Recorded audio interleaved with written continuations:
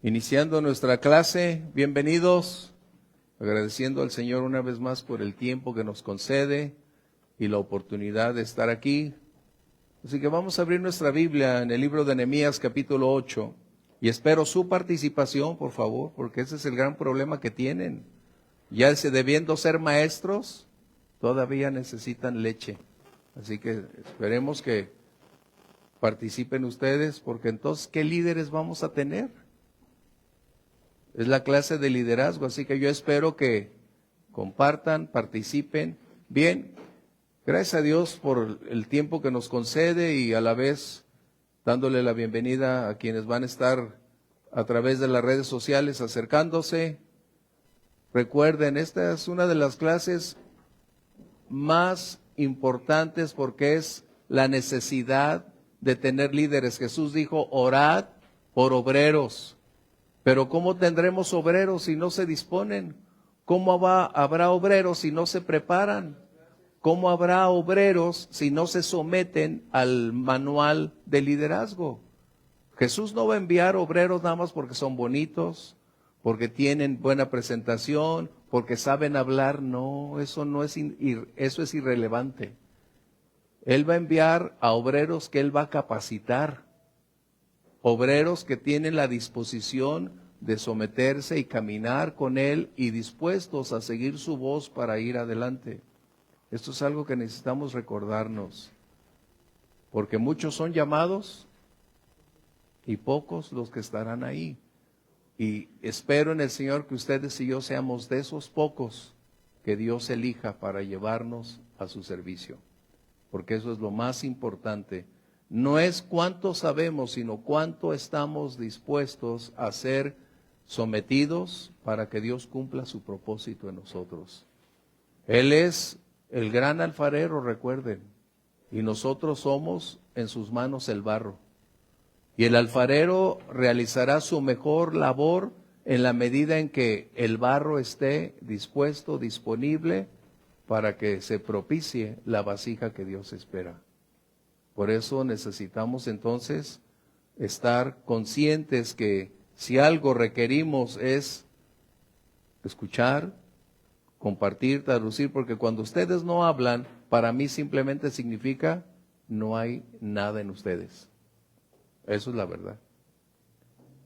No puedo ocultarlo. Cuando ustedes guardan silencio, para mí es como decir, no tiene caso seguir con una clase de liderazgo, mejor hablamos de salvación. Porque entonces, ¿cómo preparar a alguien que no quiere llegar a un punto donde debería llegar? Así que vamos entonces a abrir nuestra Biblia, Nehemías 8, y orar, Señor, ayúdanos. Porque si algo necesitamos, recuerden, necesitamos comunión con Dios. ¿Cómo lograremos escuchar su voz si no invertimos tiempo? ¿Cómo pretenderíamos llevar a otros con el Señor si nosotros no pasamos tiempo con Él? ¿Cómo decirles que Dios habla cuando nosotros no tenemos esa sensibilidad para escuchar a Dios? ¿Cómo invertir cuando nosotros no tenemos ese interés? Entonces es necesario que ustedes y yo aprendamos de los modelos anteriores, que teniendo oportunidades como Nehemías de seguir en una posición elevada en el liderazgo nacional como copero del rey, él colocó un balance y determinó qué es más importante, lo temporal o la eternidad. ¿Qué es más importante, satisfacerme y quedarme donde estoy o servir a quien es el Rey de Reyes? Y esa es una decisión que tiene uno que evaluar. Pero recuerden, Dios hace el llamado y cuando viene ese llamado es cuando ustedes ya tienen que tener la certeza, ¿qué diré? ¿Qué haré? ¿Cómo lo haré? Pero si aprendemos de estos modelos, lo que tú y yo aprendemos hoy, cuando Dios nos llame o Dios les llame, serán lecciones que ustedes ya tienen muy dentro de ustedes que el Espíritu Santo va a utilizar. Ya sea que les llame o no les llame, todo creyente estamos llamados a prepararnos para el servicio del Señor. Y esa es una característica que en el liderazgo es imprescindible. Si no hay hambre, si no hay sed, si no hay desarrollo, si no hay crecimiento, si no hay participación, si no hay un involucramiento, eso quiere decir que no hay nada que hacer en el liderazgo. Porque el liderazgo siempre es iniciativa, entrega, pasión, pagar el precio, ir adelante, levantar a quien no quiere, amar a quien no quiere ser amado. Eso es algo que se necesita en el liderazgo. Eso es importante. Por eso estamos llegando casi al final y es necesario entonces colocar un orden de prioridades. ¿Realmente esto anhelo? ¿Realmente quisiera que Dios me llevara ahí? ¿O solamente estoy aquí para prepararme? Y si estás por preparación, ¡qué excelente! ¡Qué grato! Pero si un buen día, como dice la palabra, si alguno anhela obispado, hay una gran cantidad de condiciones que se deben hacer. Así que vamos a orar pidiéndole a Dios dirección y el Señor nos dé la oportunidad de ser útiles para su servicio. Tú y yo le servimos en cualquier área donde nos ha ubicado, pero ¿cómo llevarnos a una posición más elevada si en lo poco no somos fieles? ¿Cómo nos va a llevar a algo más grande? Recuerden eso. Vamos a orar. Por favor, algunos de ustedes diríjanos en oración.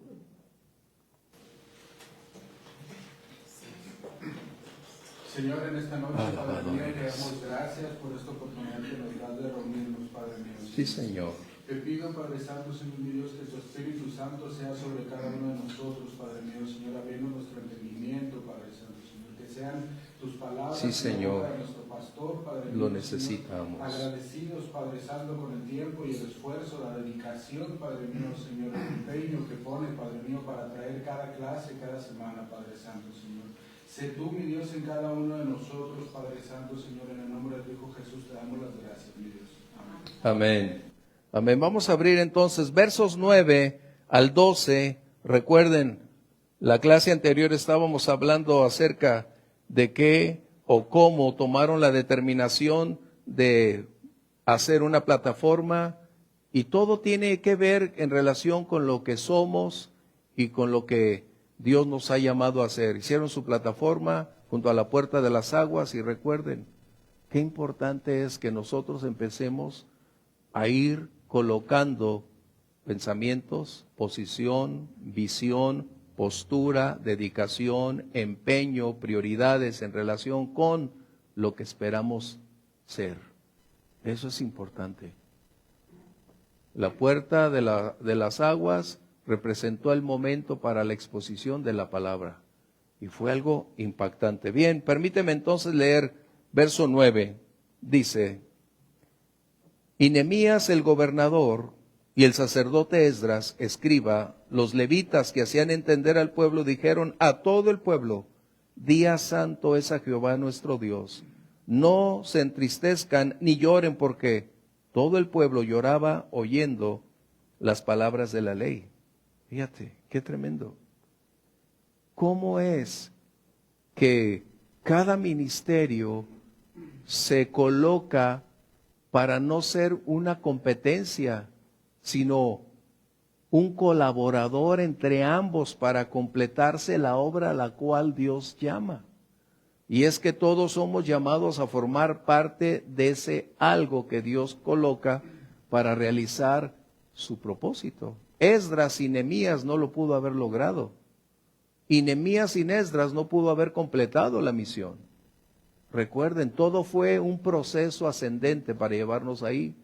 Y bien, ¿cuál es la prioridad que un siervo, como hemos estado viendo en Esdras, en Nehemías, cuál es la prioridad de un siervo? ¿Cómo podemos definirla? ¿Cómo podemos ubicar su llamado, misión? ¿Qué debe hacer o cómo hacerlo?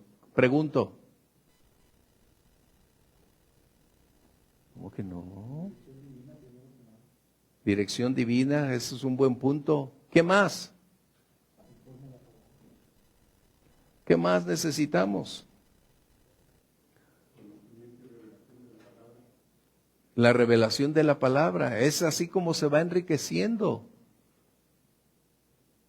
Esto nos va llevando, desde que iniciamos el estudio hasta hoy, Estamos entonces abriendo un espacio más amplio que en la clase que vimos al inicio del capítulo 8, hoy este resumen del resumen nos está llevando a una mayor profundidad. Es como ir descubriendo los tesoros que están no en la superficie, sino bajo el agua, ahí donde puedes entrar con la dirección del Espíritu Santo y verse las aguas tan cristalinas que podemos mirar hacia abajo y entender aspectos que antes no veíamos. Algo que no valorábamos, pero que hoy se vuelve tan claro. De hecho, hoy están haciendo barcos turísticos de cristal. Fíjate, de cristal. Antes tenían solo un área en el centro, me acuerdo esos barcos donde subías y estabas observando en esas aguas cristalinas, en Cozumel, en Cancún, estabas viendo. Hoy no, hoy ya son barcos de cristal, pequeños, pero todo es cristal. De tal manera entonces que puedes ver con claridad lo que está debajo de la superficie. Y esto es precisamente lo que a ustedes y a mí nos debería llevar.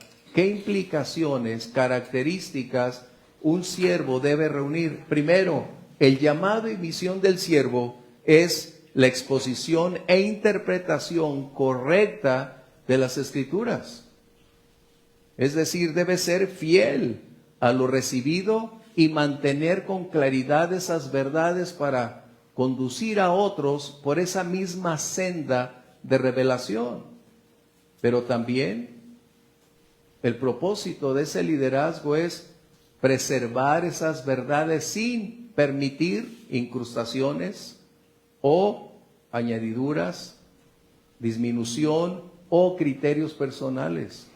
Un buen siervo es fiel a quien lo llama. Y por consiguiente, los negocios del rey son sus negocios. Y está llamado un siervo a mantener esa palabra con toda honestidad y claridad y no permitir que mis sentimientos, posturas o inclinaciones se conviertan en un conflicto. El siervo debe estar seguro que es la voz de su Señor, la palabra de su Señor, la que él está llamado a preservar, a predicar, a compartir y sobre todo a vivir esa palabra.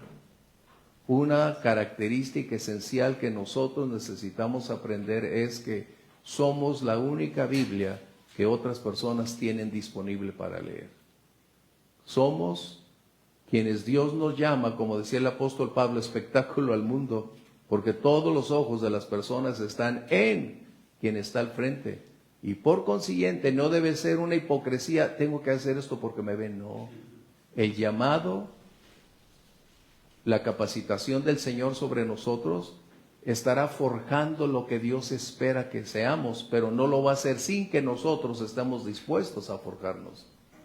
Por lo tanto, es necesario que cuando Dios llama, estemos conscientes que si damos un paso, ya no hay retorno. Por eso necesitan evaluar muy bien todas esas condiciones. Vamos a leer dos escrituras. Segunda de Timoteo, por favor, 3:10 y otro Tito 2:1. Quiere decir entonces que el predicador no solamente debe vivir las verdades, sino debe enseñar cómo vivir a quien lo escucha con esas verdades, con la practicidad de ir implementando en su vida diaria esas realidades escriturales que gobiernen nuestra mente, nuestro corazón, nuestros sentidos, inclinaciones, y sea esa palabra encarnada la que propicie el desarrollo de nuestra vida. Segunda de Timoteo 3:10, por favor. Pero tú has seguido mi doctrina, conducta, propósito, no le veo. Fe, longanimidad, amor y paciencia. Pablo está escribiéndole a Timoteo acerca de lo que ese joven de 40 años, no vamos a traer ese joven de 20, ¿verdad? Por eso a veces tengo que subrayarlo, porque a veces parece que no se entiende.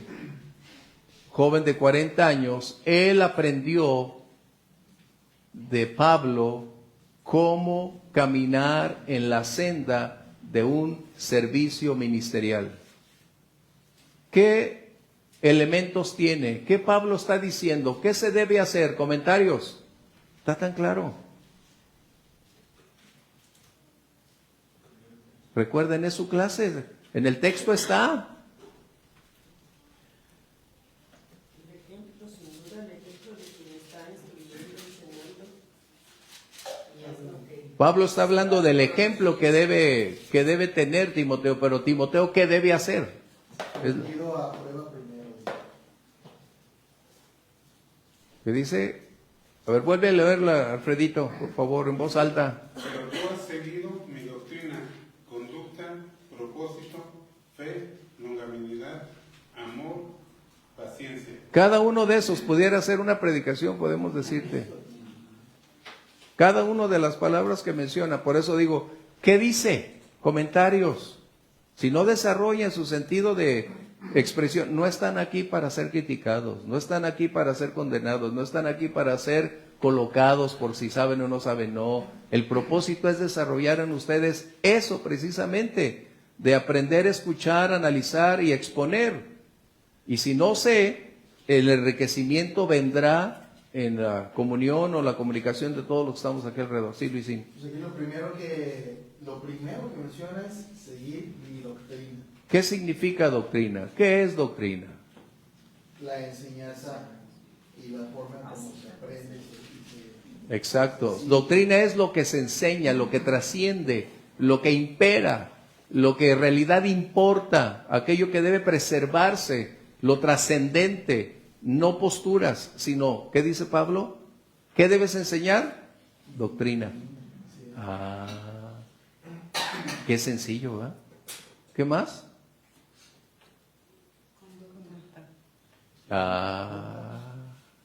Quiere decir que debe haber entonces una congruencia entre lo que sé, predico y vivo. Qué sencillo, ¿eh?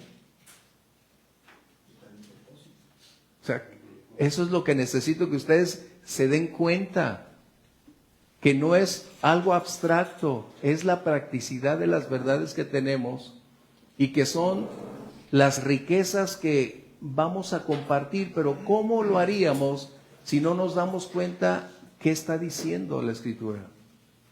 Pablo fue el modelo para Timoteo, para Tito, Erasmo y para todos los que estuvieron con él. Ellos tuvieron al mejor maestro. Pablo fue el modelo vívido. Sabemos que el modelo perfecto es el Señor Jesús.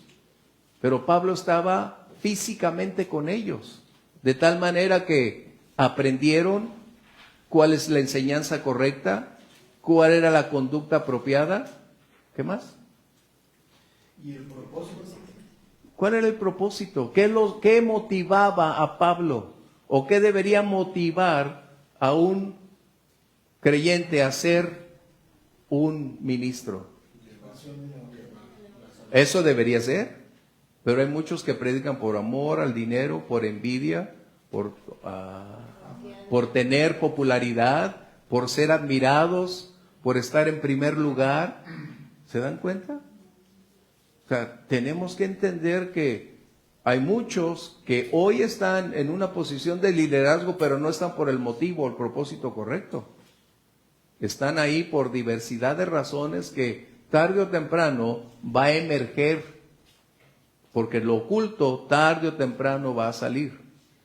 Entonces, si aprendemos desde hoy a ir colocando con claridad cuál es el propósito, qué es lo que me motiva, cuál es la razón de querer estar en una posición. Si Dios me llamara, ¿qué es la fuerza que me imprimiría para continuar adelante? ¿Qué sería la razón fundamental por la que yo quisiera estar ahí?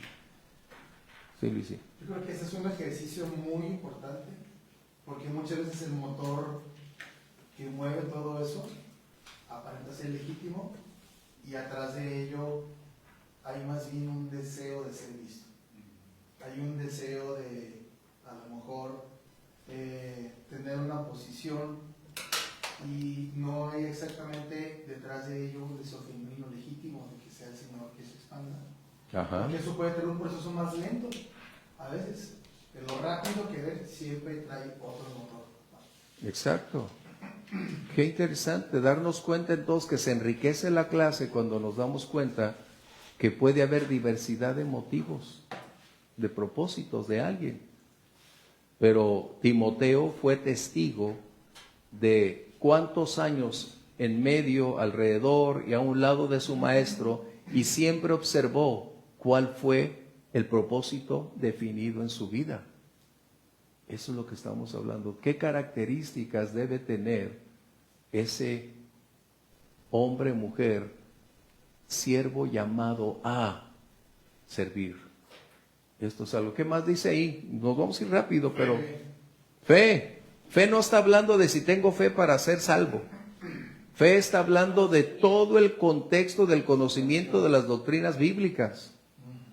¿Ok? Eso estamos hablando. No, yo sí tengo fe. No, entonces no has entendido. No está hablando de fe para salvación. Está hablando fe en el contexto de toda la enseñanza contenida en la Escritura, que es en la esencia de la doctrina que tenemos. ¿Ok? ¿Estamos bien? Bueno. ¿Con eso tenemos? ¿Qué más, Alfredito? Longanimidad. ¿Qué significa longanimidad? Ahí lo pueden buscar si no lo saben, porque luego se los digo. Dice: virtud de mantener la constancia, grandeza de ánimo y paciencia ante situaciones adversas. La perseverancia, la determinación. Eso quiere decir que nada va a ser fácil en el ministerio. Nada. Nadie va a llegar a decir: ay, qué bonito niño, qué bien lo haces, cómo me gustaría estar contigo. No. A veces la crítica es tan intensa que genera crisis, pero es donde tienes que estar seguro que lo que Dios te llamó a hacer debe estar por encima de todo. ¿Sí? Bien, vamos a leer el siguiente, si no aquí nos quedamos. Tito 2:1.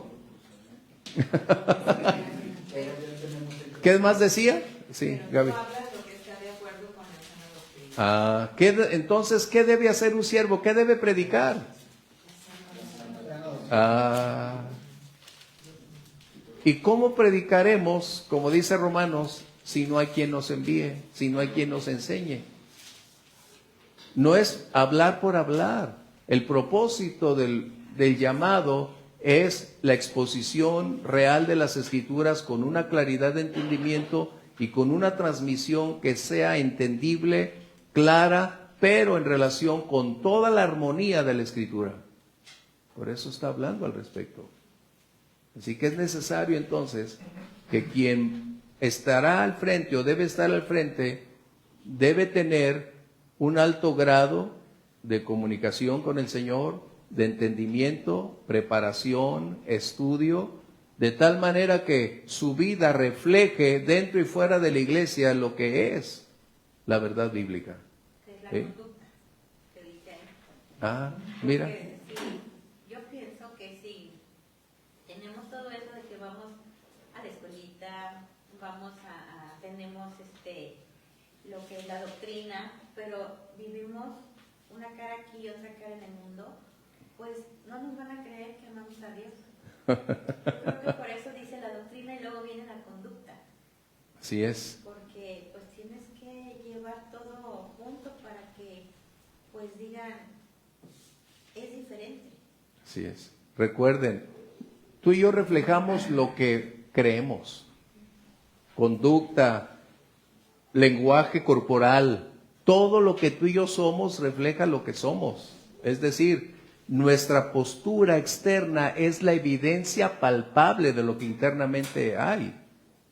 O sea, no lo podemos evitar. Somos el reflejo de lo que vive dentro de nosotros.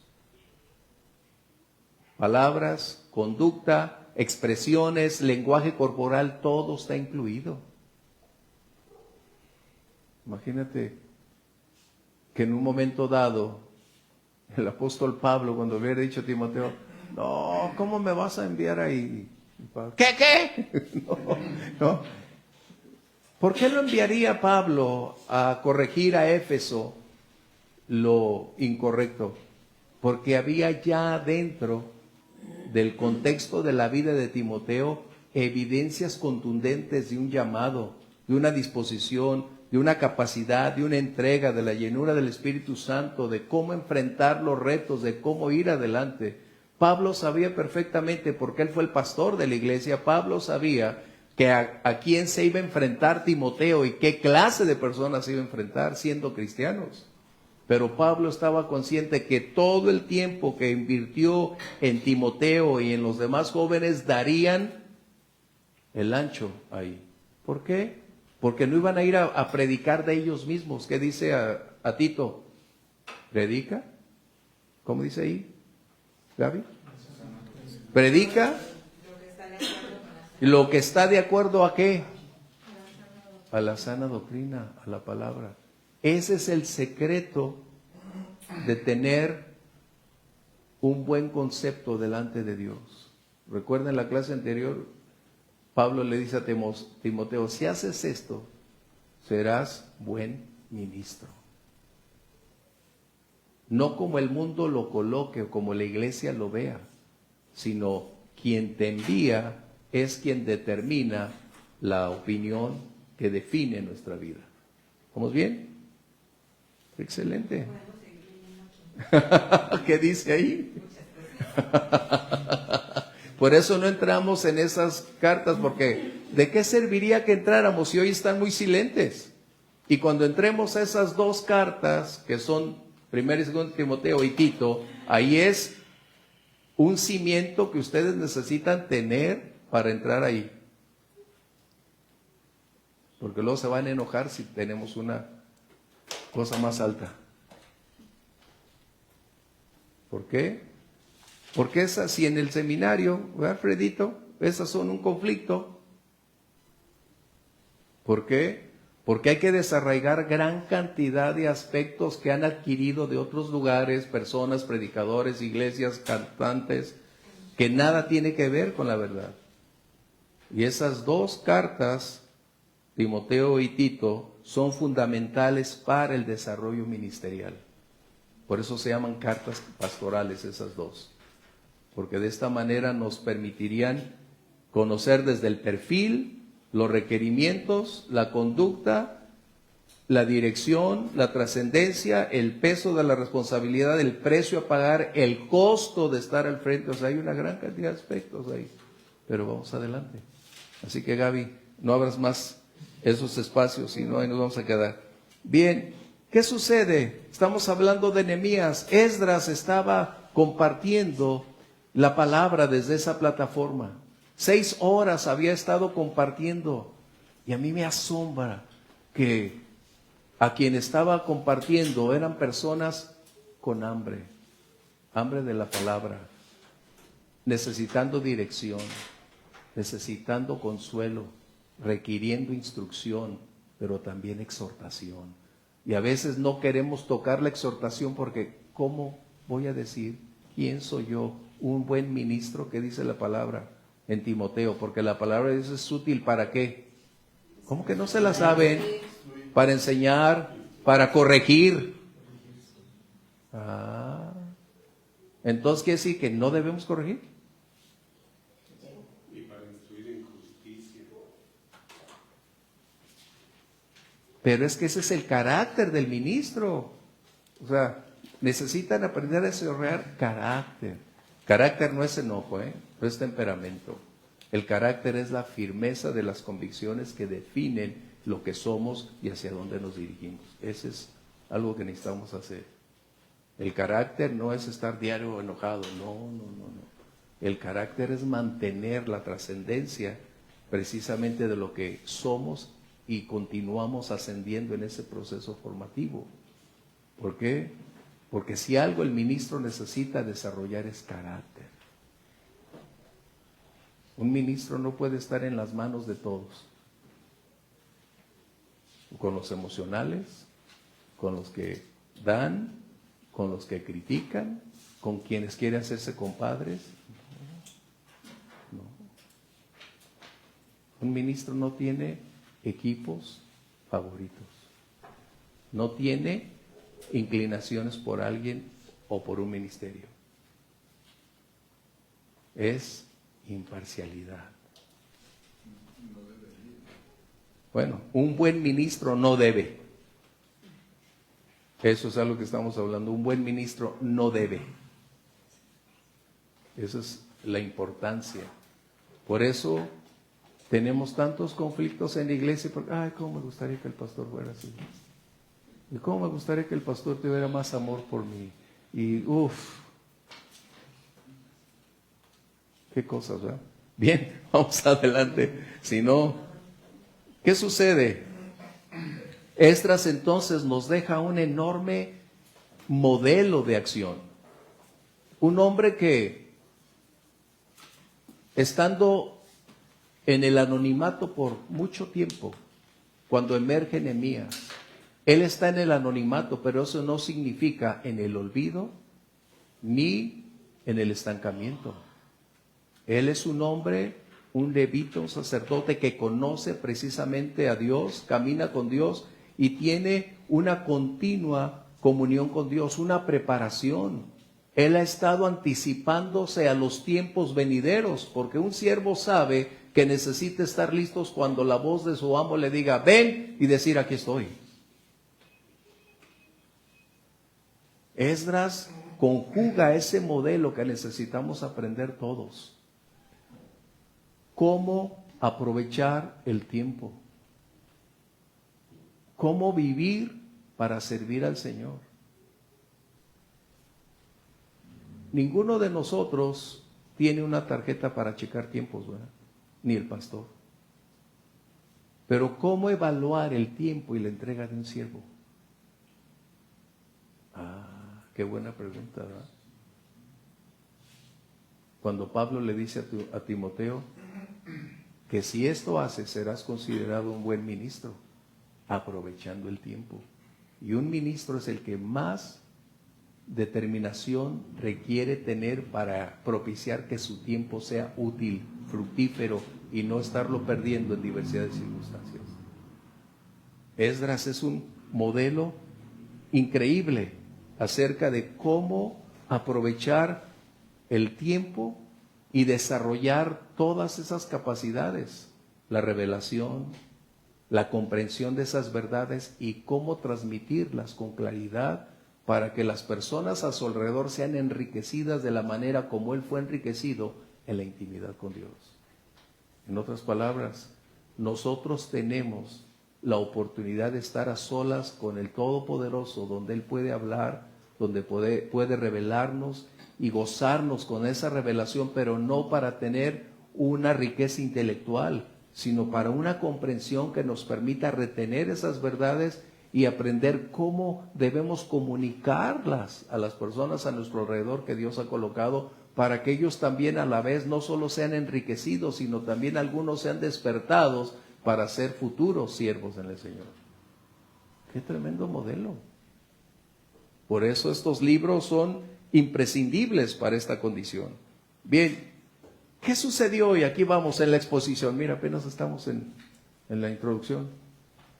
Pero su participación enriquece la clase. Eso nos permite ir descubriendo aspectos que a veces no solo deberían decirse del frente, sino que la riqueza hace posible un entendimiento más amplio. Nosotros en la reunión de pastores tenemos lo mismo que estamos hablando aquí.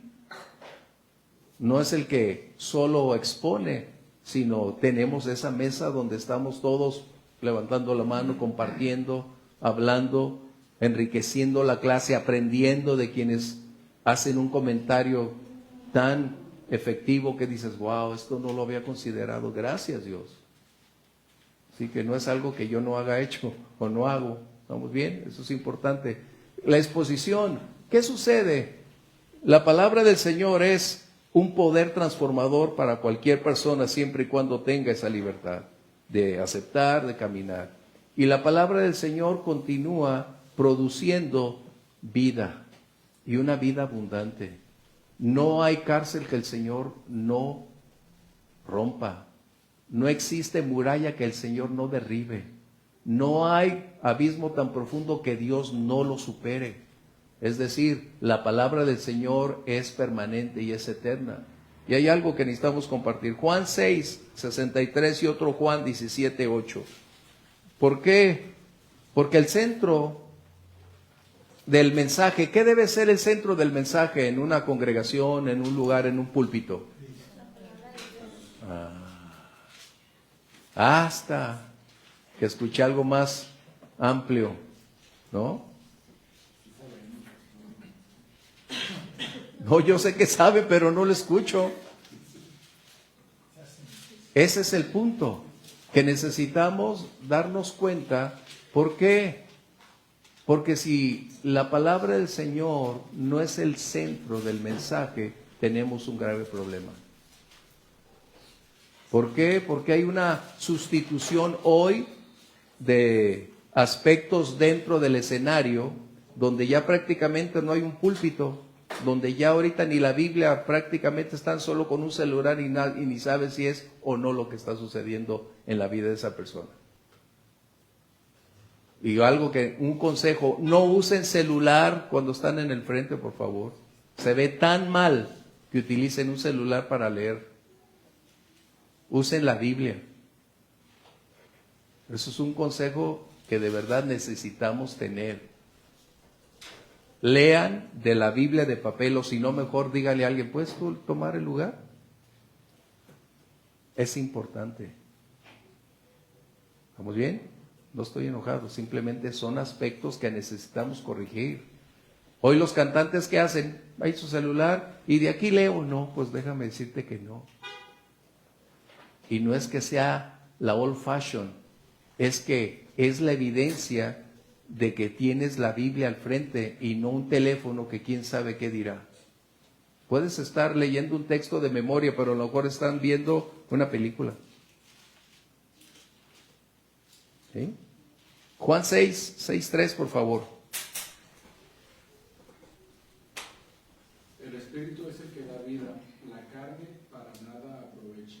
Las palabras que yo os he hablado son espíritu y son vida. Recuerden, Jesús está dándonos con claridad que hay dos esferas en la vida natural y la vida espiritual. Si apelamos a la vida natural, se utilizarán aspectos, conjeturas, posturas naturales para alimentar lo natural. Pero Jesús está haciendo una gran diferencia y una advertencia a la vez. Las palabras que proceden de Dios tienen un poder transformador, penetrante para cambiar una persona como resultado de ser una vida espiritual. Por lo tanto, el mensaje que todo siervo debería colocar, transmitir, cantar, es la palabra de Dios. ¿Sí? Es importantísimo. Vamos al 17:8, por favor. Porque las palabras que me diste les he dado, y ellos las recibieron y han conocido verdaderamente que salí de ti, y han creído que tú me enviaste. ¿Qué quiere decir ese? Que Jesús está, aunque está orando ante el Padre, pero ¿qué está diciendo? ¿Qué nosotros podemos obtener como lección que Jesús está dando en ese texto?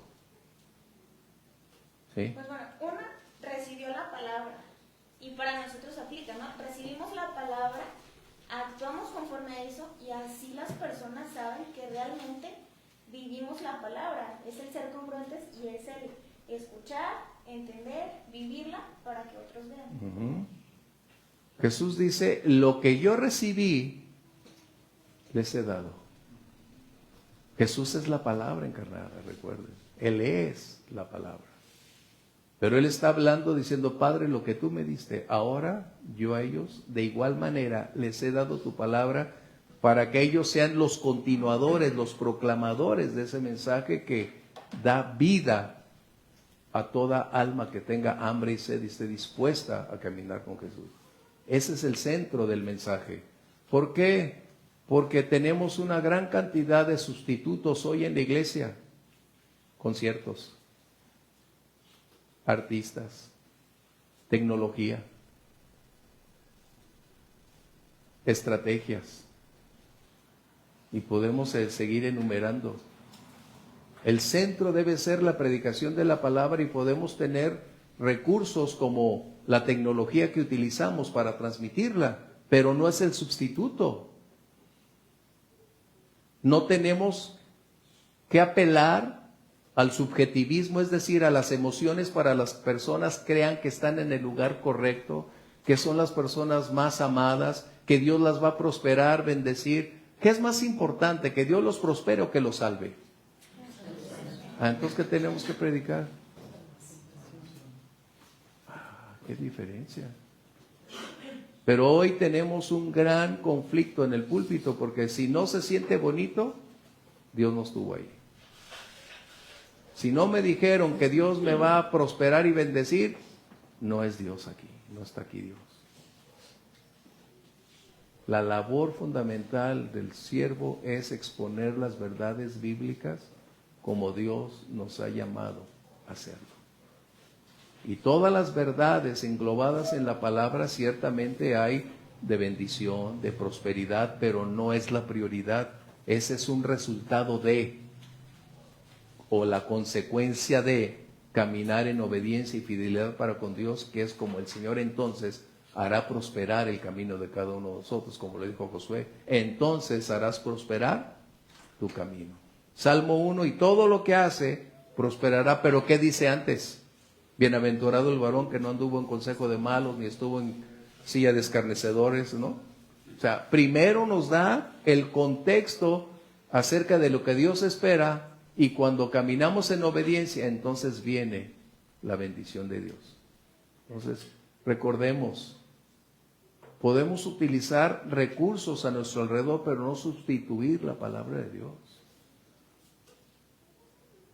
Hoy la motivación se ha convertido en prácticamente el centro de la gran mayoría de púlpitos, cuando en realidad eso es desligarse de la palabra. ¿Por qué hay muchos que tienen un gran éxito?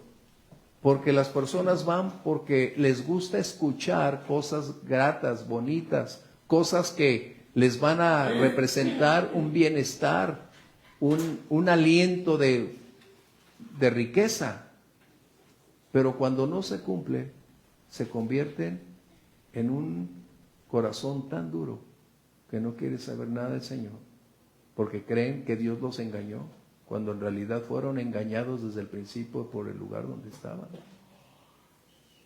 Así que debemos tener mucho cuidado, no hablar de experiencias personales. Y recuerden, Pablo tuvo la experiencia más intensa que cualquier otro apóstol, hasta el tercer cielo. Pero no le fue permitido hablar absolutamente nada de lo que vio y escuchó. ¿Por qué? Porque eso propiciaría que las emociones, el subjetivismo aflorara. Pablo nunca utilizó eso para compartir el Evangelio. Podemos tener una experiencia así, pero no implica que lo invitemos, predica que fuiste al infierno. Como si el Señor fuera un guía de turistas para el infierno y luego pues al cielo y del cielo al limbo. Pues no sé si se dan cuenta. Es que Dios me llevó y Dios, y dices. Y les puedo preguntar, ¿qué piensan de eso? A ver. Sí, Luisín. Jesús lo dejó muy claro cuando mencionó que a muchos que los sanaba, les decía un milagro, les decía no digas nada, porque eso implicaba que el sensacionalismo de la acción atrajera a las masas. Y es lo mismo acá. Hoy es el milagro, los chistes que evaden lo que es el mensaje que debe atraer. Bueno, pues tenemos necesidad de ser congruentes. La sana doctrina no admite una postura de esa naturaleza, porque nadie puede cruzar esos límites. Ni los que están ahí, ni los que están vivos pueden ir, ni ninguna esfera puede cruzarse. Así que tengan cuidado. Por eso la sana doctrina nos va a preservar de todas esas condiciones. Alguien me envió algo por ahí de que unos fueron al cielo y que fueron al infierno. Y yo le digo, Señor, pero este iba a la iglesia y ahora está en el infierno. ¿Por qué está en el infierno? Pregúntale. Le dijo el Señor, Y le preguntó, oye, ¿por qué tú estás aquí en el infierno si antes ibas a la iglesia? Es que yo no diezmaba.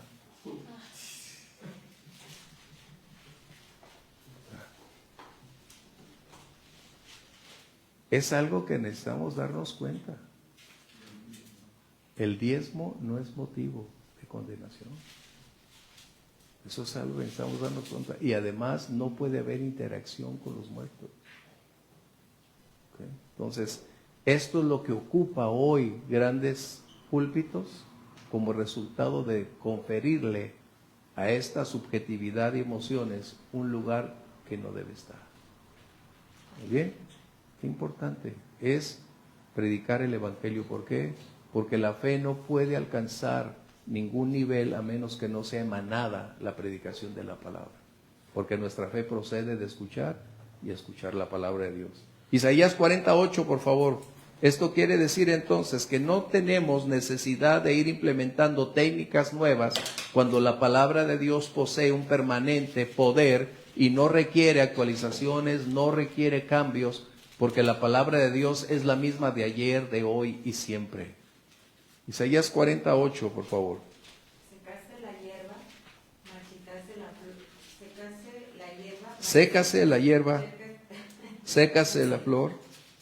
marchitase la flor, mas la palabra del Dios nuestro permanece para siempre. Wow.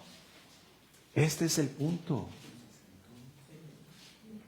Le hacen falta sus lentes. Acuérdense, nos hacen falta.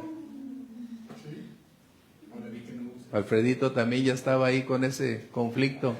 Entonces a veces ya el desgaste de nuestra vista, tenemos que admitir, los años transcurren. O sea, Se pone a leer en oscura. yo tengo que admitir que a veces mi vista no es todo lo que deseo. De hecho, necesito hacerme, yo creo, otro ya estudio, porque ya parece como que se va cerrando mi tiempo. Entonces es importante. Bien. Así que la palabra del Señor dice, aun cuando lo temporal concluya, ese texto habla de temporalidad y eternidad. Hay un contraste. Lo temporal va a cesar, pero la eternidad será para siempre. Entonces, si la palabra del Señor es desde la antigüedad y por la eternidad, no requiere ninguna alteración, ningún cambio. Es lo que tenemos que compartir.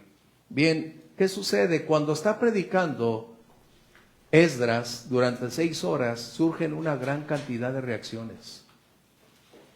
Las personas son impactadas por el mensaje profundo de la palabra. Y a veces tú y yo observamos a personas dentro de la iglesia cuando alguien está exponiendo y predicando y ese mensaje nos toca lo más profundo, hay lágrimas. A veces hay dolor porque nos confronta, nos exhorta. A veces hay una condición de crisis porque decimos, Señor, tú eres tan bueno y me has permitido llegar hasta aquí. Y todas esas reacciones no son para buscar, o la predicación es para buscar un estímulo motivacional, sino la exposición de esa palabra disipa lo más profundo, toca las almas, y esto entonces propicia un arrepentimiento para venir a los pies del Señor. Ese es el propósito que tú y yo necesitamos tener.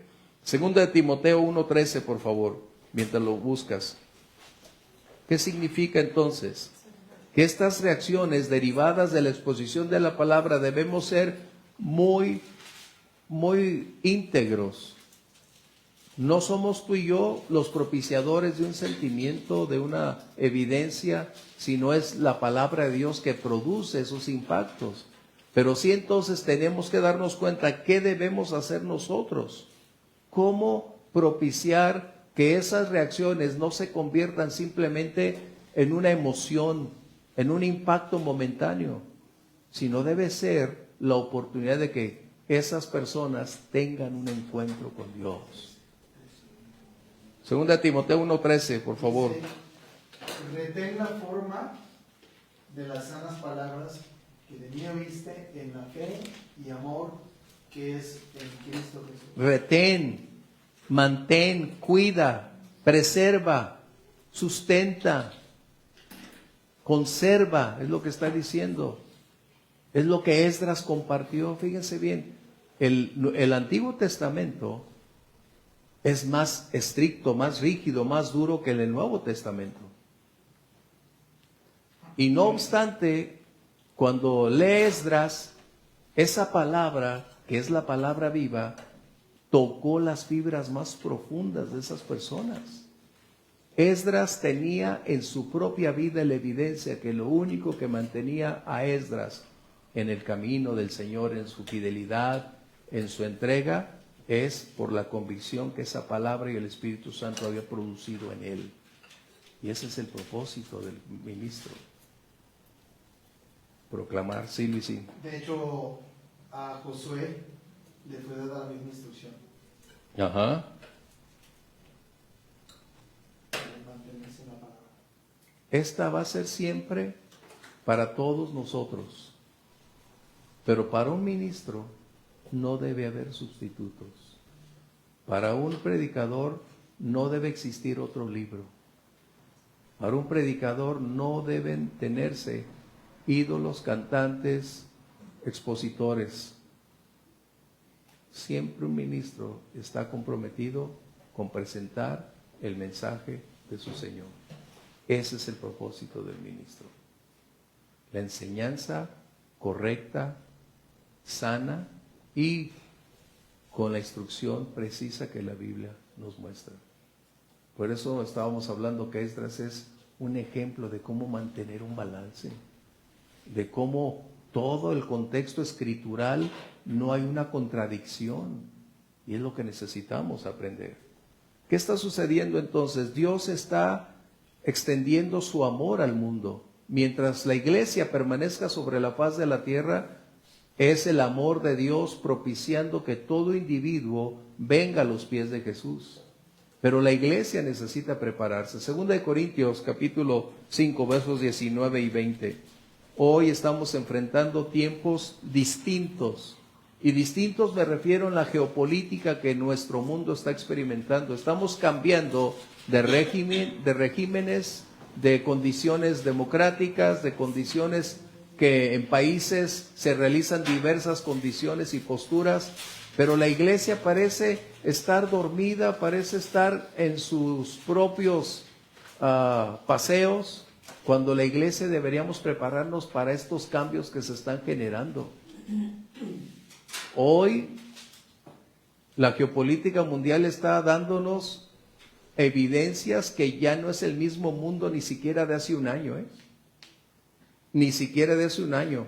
2026, y por no decir 2 meses a la fecha, ha cambiado radicalmente la faz del mundo. Pero la iglesia parece que nos da igual. Es cuando nosotros necesitaríamos estar preparándonos cómo propiciar que esas personas que están experimentando condiciones críticas de diversas manifestaciones, cómo alcanzarles. ¿De qué manera? Jesús, cuando vino, encontró a su pueblo herido, perdido, como ovejas sin pastor. Las encontró en dolor, en angustia, en crisis y también bajo el yugo gubernamental. Y la iglesia necesitamos a darnos cuenta que Dios nos llama a ser reconciliadores. ¿Quién tiene esa palabra? 2 Corintios 5, 19 y 20, por favor. Que Dios estaba en Cristo reconciliando consigo al mundo, no tomándoles en cuenta a los hombres sus pecados, y nos encargó a nosotros la palabra de la reconciliación. Así que somos embajadores en nombre de Cristo, como si Dios rogase por medio de nosotros, os rogamos en nombre de Cristo, reconciliados con Dios. Hay 2 títulos que Dios le ha conferido a todo cristiano: embajador y reconciliador. Luego dicen, es que Dios no me ha llamado. ¿Cómo que no? Ahí está tan claro. Todo creyente tiene 2 llamados específicamente. Entonces, volviendo un poquito a este tiempo de geopolítica, que no es hablar de política, estamos hablando de que los cambios hoy trascendiendo se pueden convertir en las oportunidades siempre y cuando la iglesia nos preparemos. Por ejemplo, tanta inmigración. ¿Cuántas personas en la calle? ¿Cuántas personas viajando de un lugar a otro donde no tienen una patria? ¿Cuántas personas expulsadas de un país? O sea, ¿qué necesitamos hacer? La tecnología nos puede ayudar, sí, pero el sustituto no va a ser. Necesitamos predicar el Evangelio. ¿Qué está sucediendo, por ejemplo, con las personas que están confrontándose con su situación en que su país está siendo vulnerable, atacado? Tú y yo no estamos ahí. Pero, ¿qué haremos como iglesia? ¿Cómo lograremos hacer cambios? Estamos acostumbrándonos a un modelo de esta ciudad, pero de hace 100 años. Esta ciudad está dando un giro enorme. ¿Y cómo prepararnos? ¿Cómo alcanzar a las personas? ¿Qué debemos hacer que esté dentro del contexto bíblico? ¿Cómo lograrlo? Recuerden, la palabra es la misma. Los medios pueden cambiar como la tecnología. Puede cambiar que enviamos fake café, que envías textos que colocas en diversos medios. Pero la palabra es la misma. Pero ¿cómo ser efectivos? Es la pregunta. Esto es algo que cada uno de nosotros debemos preguntarnos, Señor, ¿qué debo hacer? ¿Cómo lo debo hacer? ¿Cómo puedo aprovechar este tiempo? ¿Cómo es que tenemos una confusión total con tanta maldad, con tanta persona inconforme en la actualidad dentro de nuestro contexto? ¿Cómo hacerlo? ¿Se dan cuenta? Por eso la iglesia requiere despertar de su sueño, requiere levantarse. ¿Cómo lograrlo? Con personas comprometidas. ¿Cómo hacerlo, Señor? Tal vez Dios te puede dar una idea y vas a decir, ay no, esto no es compatible. Pero si oras, pides a Dios dirección, Él confirmará. Y puede ser tan sencillo como estar en una esquina y esperar el momento que Dios diga, a esa, y compartirle. O sea, es algo que Dios puede darnos. Así como Él dio estrategias en el pasado, puede darnos hoy estrategias para los momentos presentes. No se trata de ser emocionalistas o motivaciones para atraer a las personas, no es predicarles el mensaje glorioso del Evangelio, que es lo único que les puede dar vida, libertad, perdón, consuelo, fortaleza, paz. Es lo que el mundo necesita y es lo que la iglesia tiene. Bien, la celebración dice aquí que en el verso 13 que tenemos aquí, después de llorar, les dijeron, vayan, coman, disfruten su tiempo, ¿no? Y todo el pueblo se fue a comer y a beber, a obsequiar porciones y gozar de gran alegría, porque habían entendido las palabras que les habían enseñado, ¿no? Y el verso 10 es donde dice, porque el gozo del Señor es mi fortaleza. El gozo, ¿cuál fue la razón de emanar ese gozo? Pregunto, ¿por qué? ¿Por qué vino ese gozo? Ahí está escrito. Por escuchar las palabras de la ley. Ajá. Porque habían entendido que Dios es el mismo de ayer y siempre. Y sus planes no cambian, su amor es incambiable.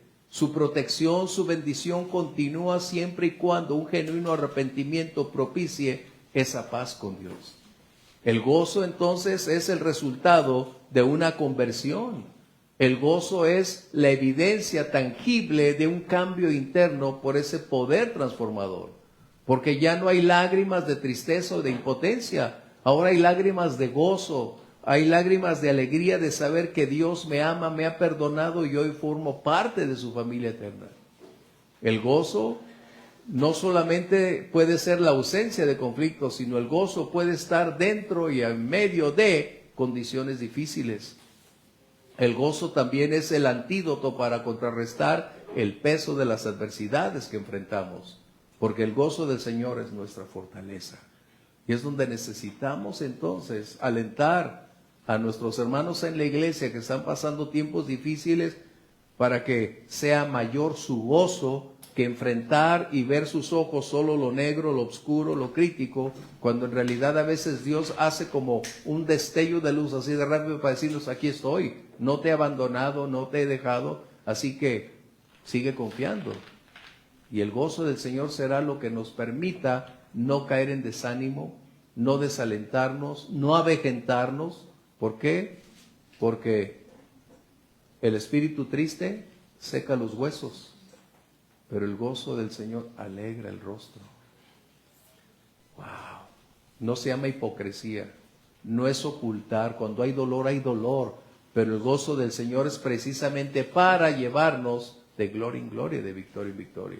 Así que el gozo no es sustituido, o por decir, la tristeza no es sustituida, no.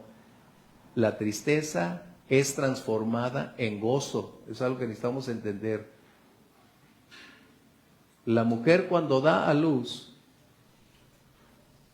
y las que tienen esa experiencia lo saben, el dolor no es cambiado por gozo, sino el dolor da lugar a una transformación para hacer gozo como resultado de haber padecido, y ahora emerge un gozo a causa de una transformación. Y eso es lo que Dios hace. Es, por ejemplo, si un niño pierde a su amigo porque se cambiaron de residencia, no le vas a llevar a otro niño para decirle, ten un sustituto de tu amigo anterior. ¿Verdad que no? No. O sea, son cosas que necesitamos ir dándonos cuenta. Así que, por lo tanto, para ir concluyendo, esto es increíble, ¿no? Pero eso se los dejo ahí para que ustedes vean. Juan 16, 20 al 22, lo ven más tarde, hablando de lo que el Señor dice acerca de transformación. La tristeza es transformada en gozo. Es como decir, Dios nos llevó de la condenación a la salvación. Transformó la condenación, la transformó en salvación. Es tremendo. Así que hay que invertir un poquito de tiempo en esa lectura. Bien, Tito 1:9, y vamos a ir ya concluyendo. Esdras es un modelo para el ministerio. Una entrega que tiene una pasión, un compromiso, un hombre erudito en las Escrituras, estudioso, invirtiendo su tiempo sabiamente. ¿Qué dice Tito 1:9, por favor? De estos líderes es lo que necesitamos. Retenedor de la palabra fiel, tal como ha sido enseñada, para que también pueda exhortar con sana enseñanza y convencer a los que contradicen. Dice retenedor, primer punto. ¿Qué retiene? Es decir, no implementa otras acciones, sino el mensaje recibido lo preserva, lo proclama, lo practica, porque es precisamente lo que hará posible el cambio. De esos siervos son los que necesitamos, instruidos en la palabra. Vuelve a leer, por favor. Retenedor de la palabra fiel, tal como lo ha sido enseñada. Fíjense bien, hay una línea en armonía.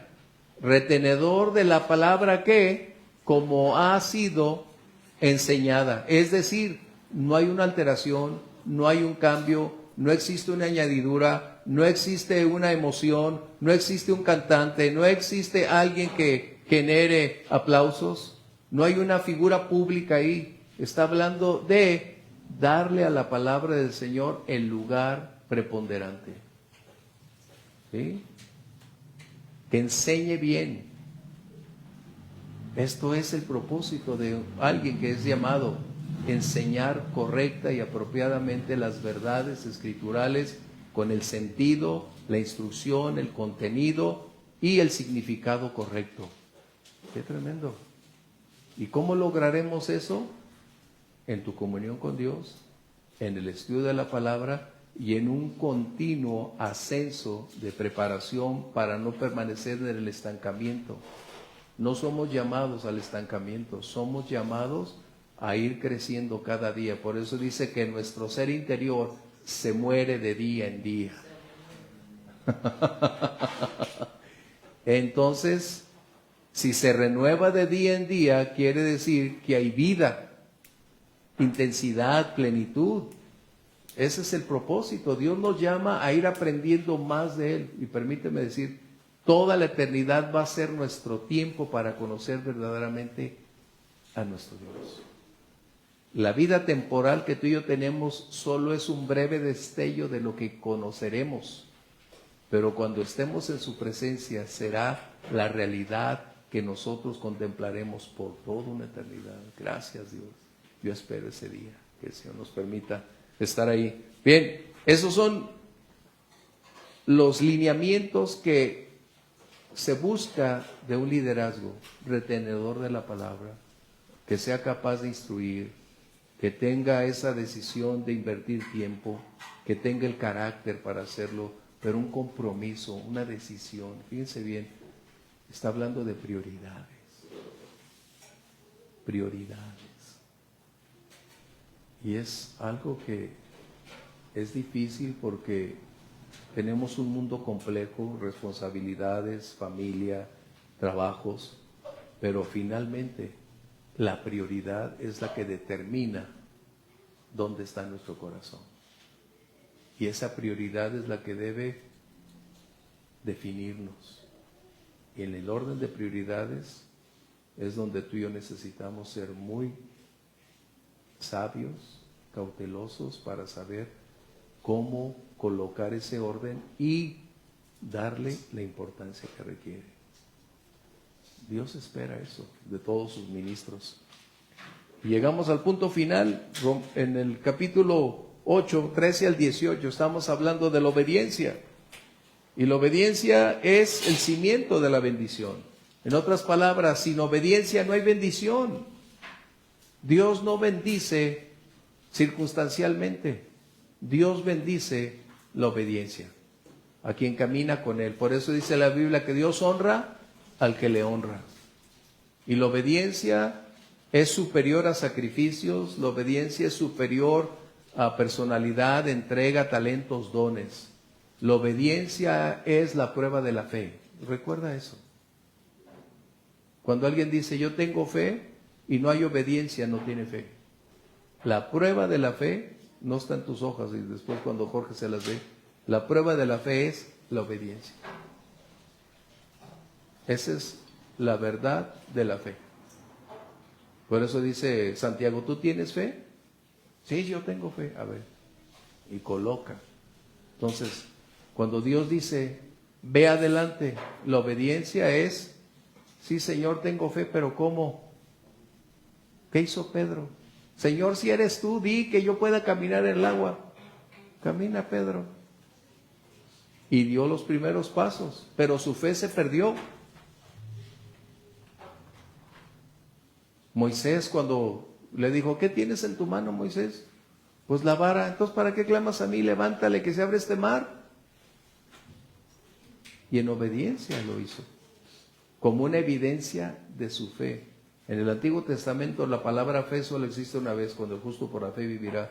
Pero los sinónimos de fe en el Antiguo Testamento es confianza, creer, descansar, depositar en Él.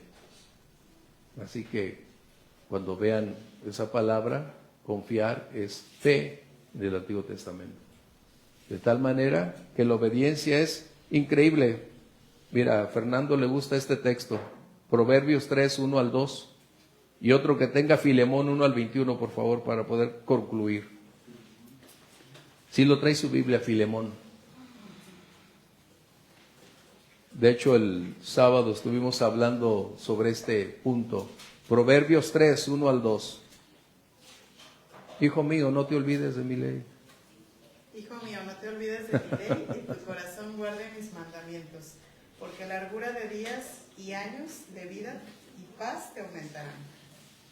Es la obediencia. La obediencia propicia las bendiciones de Dios. No está hablando de prosperidad ilimitada, está hablando de calidad de vida. Pero es la obediencia. Y la obediencia es en cada ámbito de nuestra vida. Dios sabe cómo tratar conmigo en cada área de mi vida. Dios conoce lo que soy y cómo soy, y en ocasiones trata conmigo acerca de un tema específico para que me dé cuenta en dónde estoy fallando, en dónde mi obediencia no es total sino parcial, o en ocasiones creo que estoy obedeciendo pero estoy lejos de. Pero cuando me doy cuenta que realmente no estoy haciendo lo correcto, necesito hacer el cambio y decir, sí Señor, la obediencia. Recuerden, la obediencia es la prueba de la fe, y el cimiento de la bendición es la obediencia. Por eso, la obediencia es en relación con lo que escuchamos. La obediencia es en relación con lo que conocemos. Pero si lo que oigo y conozco lo puedo realizar como una decisión, entonces estoy obedeciendo lo que Dios espera que yo haga. Y a veces esa obediencia puede ser algo que en ocasiones nos puede llevar Dios a hacer algo para alguien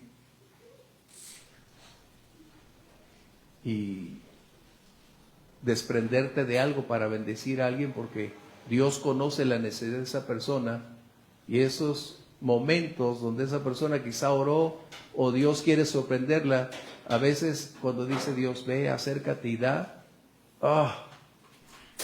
pero dice, sí Señor, lo voy a hacer. Y entonces el nombre del Señor es glorificado, y posteriormente no es que Dios te regrese el 100% de lo que des, sino que es grato en el Señor, y tal vez en una u otra manera la bendición de Dios aflore. Filemón 1:21, por favor. Te he escrito confiando en tu obediencia, sabiendo que harás aún más de lo que te digo. No te preocupes, está bien. Dice, te he escrito para que obedezcas, y sé que vas a superar la obediencia, es lo que está diciendo. Es muy fuerte lo que dice. O sea, sé que harás aún más. O sea, porque es la confianza que le tienes. O sea, que aparte es obediente, que tiene la confianza y sabe que va a hacer todavía más de lo que le han encomendado. Por eso, a veces nosotros tenemos una mente de pobres. Hacer lo que se nos pide, en vez de ser un extra, de dar más. Y eso es lo bendecido. Porque ¿quién dio más en el lugar de las ofrendas? ¿Los ricos que estaban depositando grandes cantidades, o la anciana que solo dio 2 centavos? ¿Quién dio más? La anciana, porque dio todo lo que tenía. Qué sencillo es, ¿no? Qué sencillo es. Pero nosotros lo traducimos mal. Ella dio en proporción a su capacidad. Los otros daban en relación con lo que sobraba. Y ciertamente, por citar una frase, uno pudo haber dicho, yo doy 50,000 pesos, tengo 50 millones. Pero la anciana había aprendido cómo la fidelidad de Dios es una realidad. Ella lo hizo. Ella dio más que cualquier otro. Y no es cantidad, es en relación con la proporción que se tiene. Qué tremendo. Por eso a Filemón, Pablo le dice, sé que vas a dar un paso más. Y a veces somos muy conformistas, con eso es suficiente. Pero ¿qué tal si abonamos un poquito más? Las personas van a ser bendecidas. Por eso digo, si Dios te llama a hacer algo, la obediencia, sí Señor, sí Señor. No lo puedo comprender ahorita, pero sí Señor, yo lo haré. Increíble. Bien, concluimos. En cada uno de estos aspectos que llegaron en este capítulo, celebraron la fiesta de los tabernáculos. Y aquí es importante que mencione esto para concluir. La revelación de la palabra de Dios produce acción. Si hay una revelación y no hay una acción, quiere decir que es una ficción. Escucha bien. Si hay una revelación y no hay una acción, es una ficción. Porque la revelación de Dios propicia, produce, genera una acción en nosotros para dar evidencia que esa revelación es una claridad de nuestra capacidad de comprensión. ¿Qué diferencia? Ellos celebraron la fiesta de los tabernáculos en 3 aspectos. Una, porque estaban conscientes que Dios había intervenido en su pasado. Dios estaba en su presente proveyéndoles una cosecha abundante y Dios estaba en su futuro teniendo cuidado de todo el control del día de mañana. Y es lo que tú y yo luchamos. ¿Y qué será mañana? ¿Y cómo vendrá mañana? Si Dios es fiel en el pasado, Dios es fiel hoy. Y si Dios es fiel hoy, mañana también será fiel. Porque Él no depende de nosotros para ser fiel.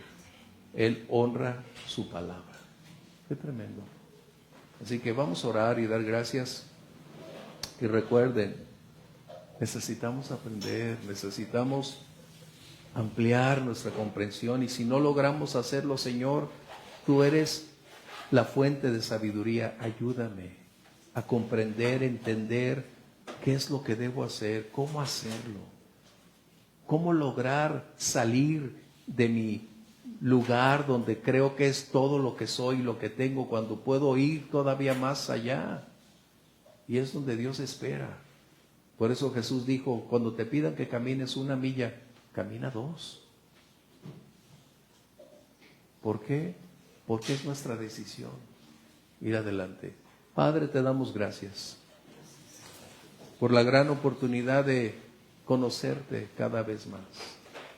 Y solo es un paso pequeño en ese universo de revelación para conocerte, Señor. Ayúdanos cada día a desarrollar esa comunión contigo, donde amplíes nuestro conocimiento, donde tu revelación propicie una comprensión mayor, Señor, una retención capaz de saber compartir y expresar todas esas riquezas para compartirlas e instruir a otros, mi Dios. Ayúdanos a desarrollar ese carácter requerido para ser los siervos esperados por ti, Señor. Sin tu mano experta, ¿cómo lograr ser siervos útiles? Sin tu dirección, ¿cómo pretender caminar en una senda, Señor? Pero hoy nos damos cuenta que hay condiciones requeridas, compromiso, prioridades, búsqueda, un precio a pagar, un tiempo para estar contigo y también tu revelación divina equipándonos para continuar adelante. Señor, te damos gracias por la clase de hoy, por todos mis hermanos aquí presentes y quienes también a través de las redes sociales están con nosotros. Ayúdanos para hacer lo requerido por ti, Señor, porque tú capacitas a quien tú llamas. Y ayúdanos a ser los siervos que nuestro entorno, la iglesia necesita para darte a ti el honor y la gloria en Cristo Jesús. Amén. Nos vemos. Bendiciones.